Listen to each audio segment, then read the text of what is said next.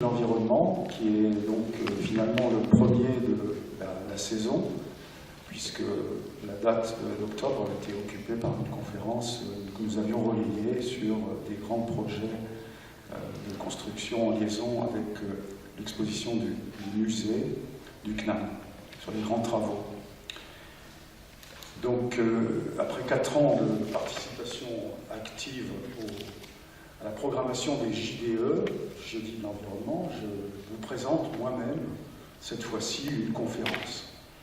Alors, je vais reprendre certains des thèmes qui vous ont été exposés ici, pour les fidèles des Jeudis de l'environnement, ils reconnaîtront au passage, mais je vais le faire à la fois d'une manière un petit peu plus synthétique, et aussi peut-être un peu plus personnelle, en vous donnant mon point de vue sur certains des aspects que je vais essayer d'aborder ce soir.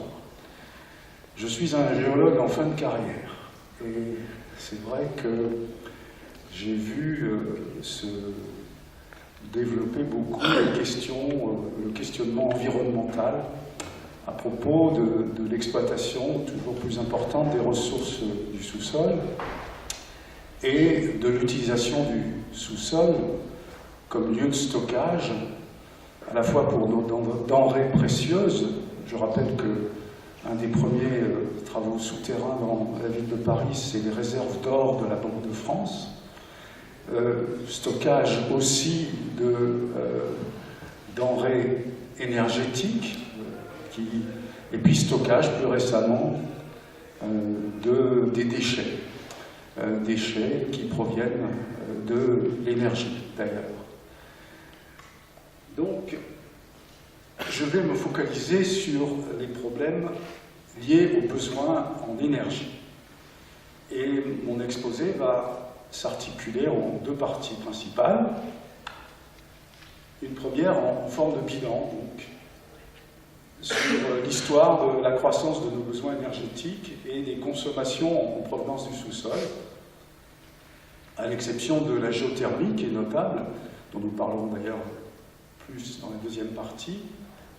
Donc ce sont des énergies fossiles. Et pour les 2 principales familles d'entre elles, les carbonés, les hydrocarbonés et le nucléaire, il y a des sérieux problèmes de déchets.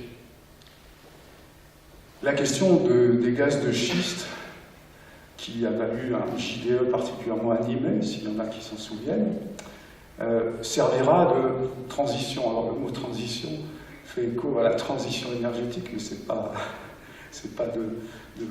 hasard, le mot est le même. La deuxième partie, donc, sera tournée vers le futur, pour essayer finalement de répondre à la question qui fait le titre de mon exposé. Donc le thème principal de cette deuxième partie sera la transition énergétique. Et je m'attarderai sur la géothermie. Car je suis un géologue mécanicien des roches. Je ne prétends pas posséder absolument tous les sujets dont je vais vous parler ce soir, et aussi je vous demande de comprendre pourquoi finalement dans ce vaste sujet que je vais traiter, il y aura des points sur lesquels je m'étendrai peu et d'autres sur lesquels j'ai passé ma carrière de chercheur et où j'essaierai de vous transmettre un peu mieux ma position personnelle. Voilà.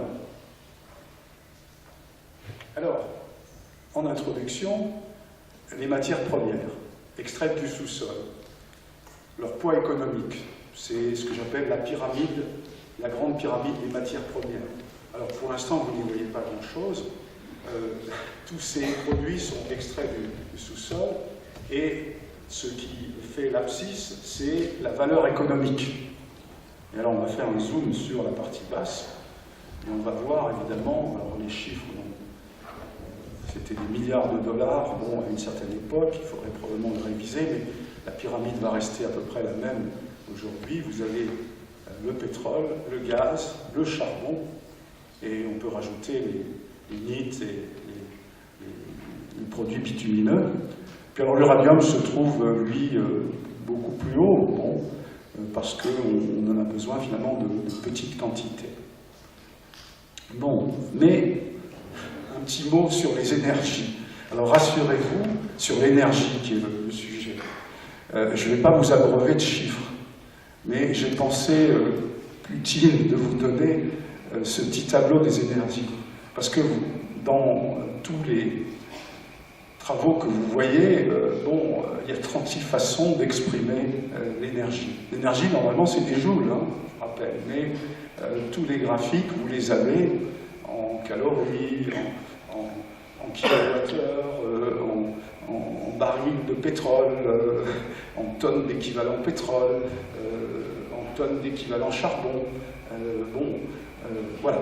Donc, si vous voulez faire les petits calculs, c'est possible, mais il faut vraiment avoir cette table pas loin, parce qu'on s'y perd beaucoup dans toutes ces unités.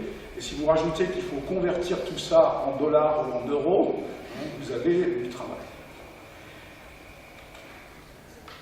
On commence par ces énergies fossiles, donc les hydrocarbures.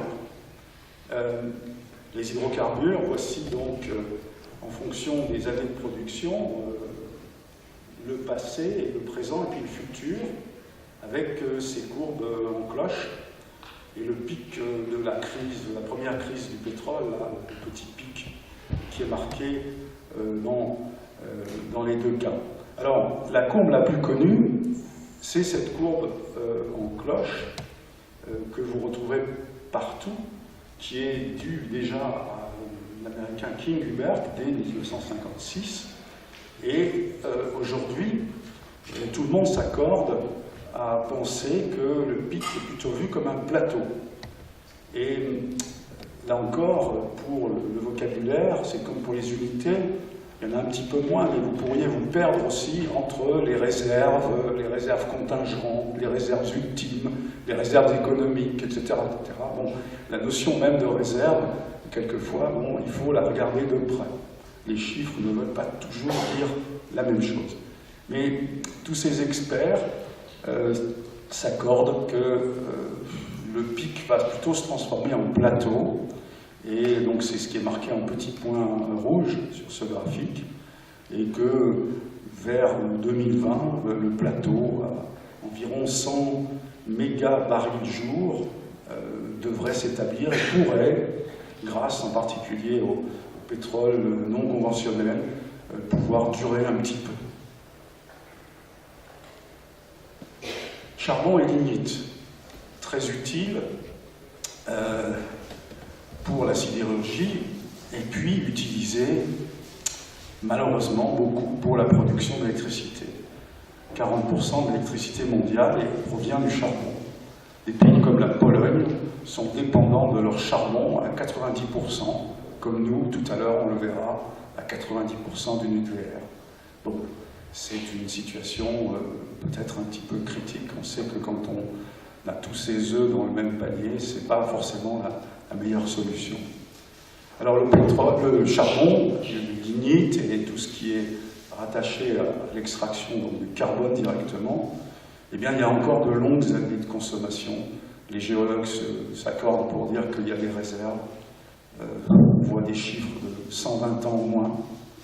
Et malheureusement, évidemment, vous le savez, à cause du CO2 produit, et malgré les progrès techniques, eh bien, on peut dire que le charbon a une très grosse part, surtout quand on voit qu'il est utilisé massivement par des grands pays comme la Chine, et donc est fortement responsable du taux de CO2 dans l'atmosphère. Le nucléaire, c'est donc une situation propre à la France, 13,2% de la production mondiale d'électricité, mais 91% en France.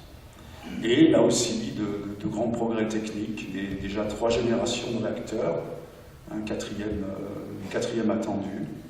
Il y a des gisements traditionnels d'uranium où on n'a pas d'inquiétude particulière, puisqu'il y a encore des années de réserve, et il y a des nouveaux types de gisements et d'exploitation à partir de l'uranium 238 en particulier.